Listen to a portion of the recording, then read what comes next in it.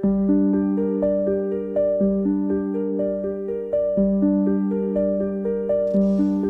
everybody, Kat here. Welcome to the channel. Hope you're having a great day. It's Monday, and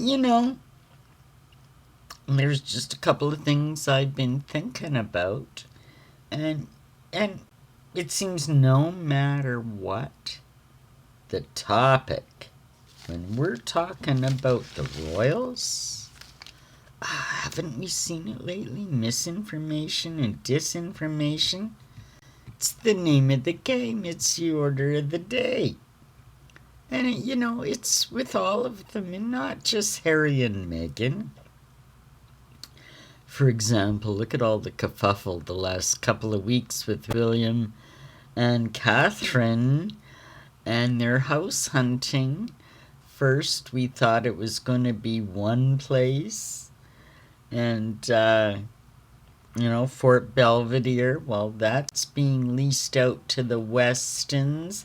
Then she died, and then it's like, well, maybe they knew about it, and that's why they're moving in, because we know these things. They're in the works months before we even hear about them. Turns out the Weston family, the widow, has extended the lease, so she wants to keep Fort Belvedere in their family, I guess. So, but after all the speculation, now we know that they're going to be moving into Forest Lodge on Windsor Great Park, right? On the Windsor estate. Now, Forest Lodge is an 8-bedroom home.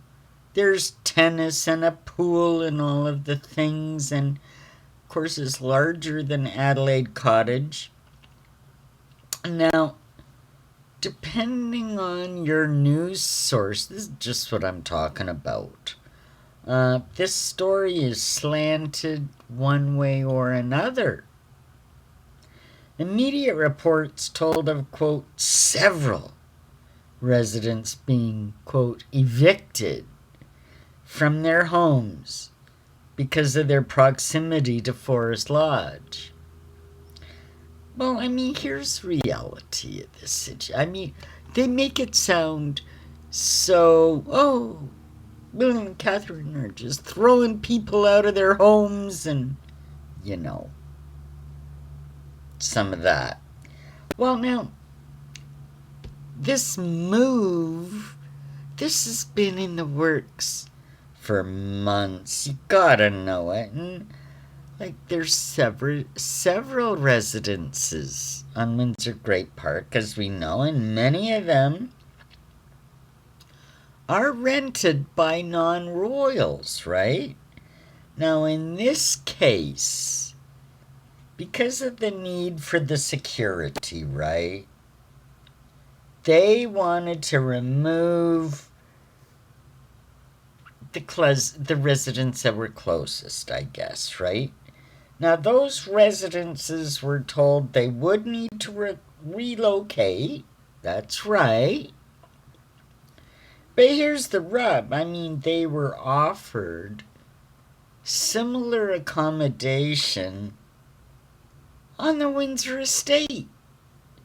Just a different house. Same rental conditions. Yeah, perhaps an inconvenience. But these kind of big moves don't happen that often. And it's not like they were coldly evicted with little or no notice, like some of the newspapers would like you to believe. And this is an example of the kind of machinations of the press. It's not only the palace that tries to set the narrative.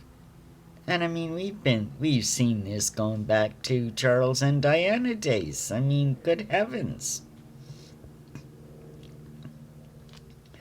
But here you go now for some real controversy. And of course I'm talking about Meghan.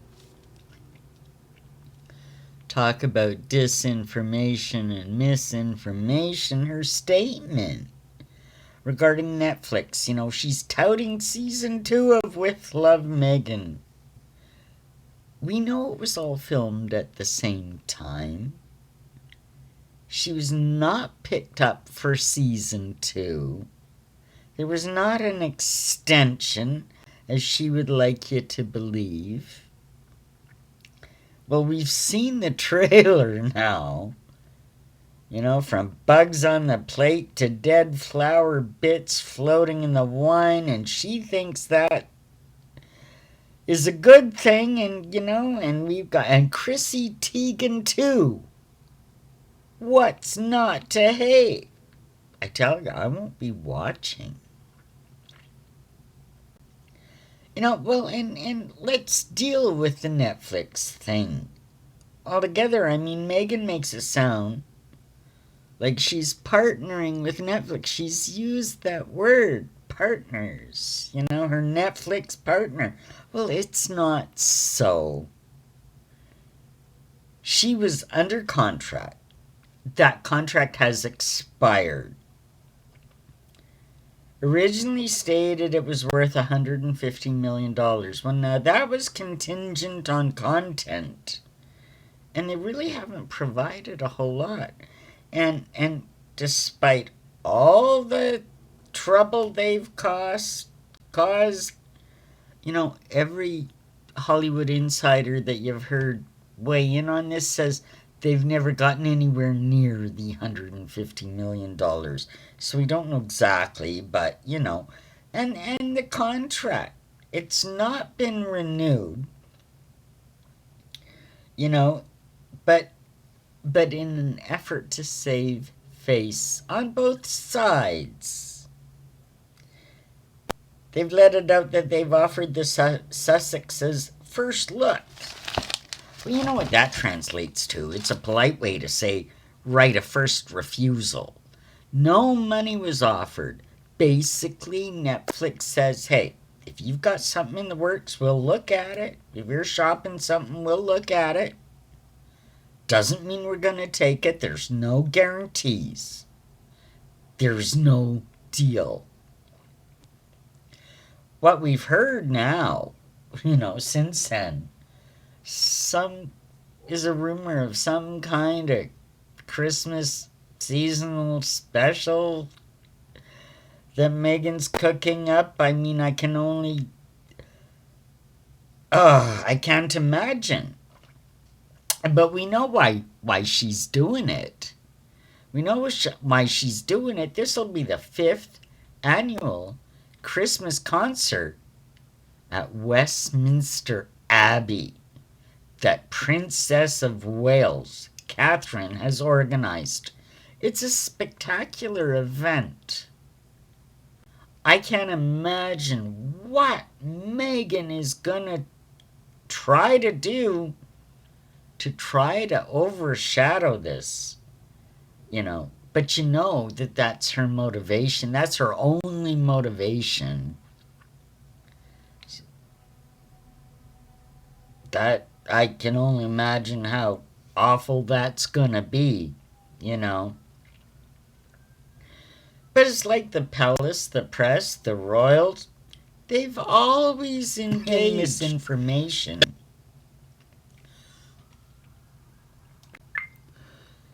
We saw a brutal example of this in my recent 2-part series, Plot to Kill a Princess. Check it out if you haven't seen it yet. Spin'll be spin. So we have to really be ready to discern exactly what's really going on. Because they'll only tell us what we want to, what they want us to see, right? And it doesn't end there. Harry, oh my God. Nothing about this guy is genuine. The way he's disparaged Sophie Chandauka over Centabelli, the absolute mess of African parks, everything is someone else's fault where Harry's concerned,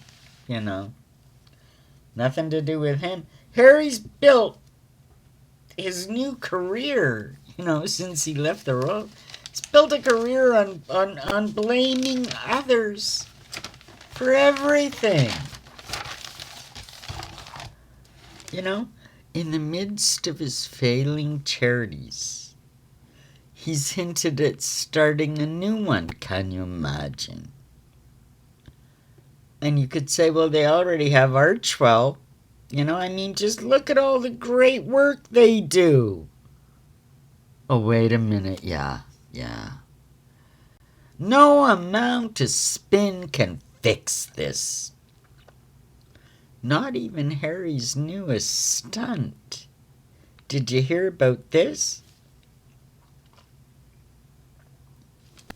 At the Veterans Memorial, Harry had a friend lay a wreath on the Burma Star Memorial in Staffordshire, England, after members of the royal family have already left. He included a letter pinned to the wreath praising his grandfather, Prince Philip. First of all, Harry no longer has any connection with the armed forces. He's been stripped of all and any authority he had. His proclamation means nothing. But it's one of a few ways left that he can still feel princely, royal, by participating in these kinds of things. But we also know Harry's character now. This is just another empty gesture, strictly a publicity stunt, exploiting his dead grandfather to cash in on his royal connection. In that regard, he and Meghan are two peas in a pod. By now, almost everybody can see this. With Harry and Meghan, we can see through them now. So we can recognize the spin when we see it and hear it, and this is what we got to be aware of. And especially in these times where the dynamic of the royal family is really changing right now. It is time to kind of watch and really see what's going on.